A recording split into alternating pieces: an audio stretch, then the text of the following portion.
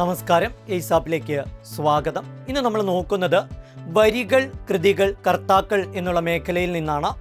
വരികളുമായി ബന്ധപ്പെട്ട ചോദ്യങ്ങൾ 2026 നടന്ന അസിസ്റ്റന്റ് പ്രിസൺ ഓഫീസർ പരീക്ഷയിലും നമ്മൾ കണ്ടിരുന്നു.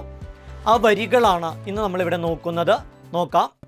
വിദ്യ കൊണ്ടറിയേണ്ടതറിയാതെ വിദ്വാനെന്നു നടിക്കുന്നിതു ചിലർ, കുങ്കുമത്തിൻ്റെ ഗന്ധമറിയാതെ കുങ്കുമം ചുമക്കും പോലെ ഗർദഭം.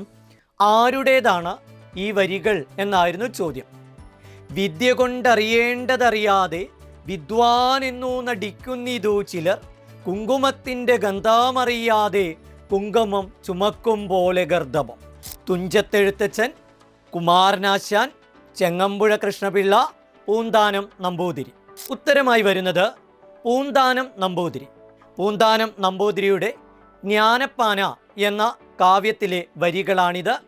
വിദ്യ കൊണ്ടറിയേണ്ടതറിയാതെ വിദ്വാനെന്നു നടിക്കുന്നിതു ചിലർ എന്നുള്ളത്.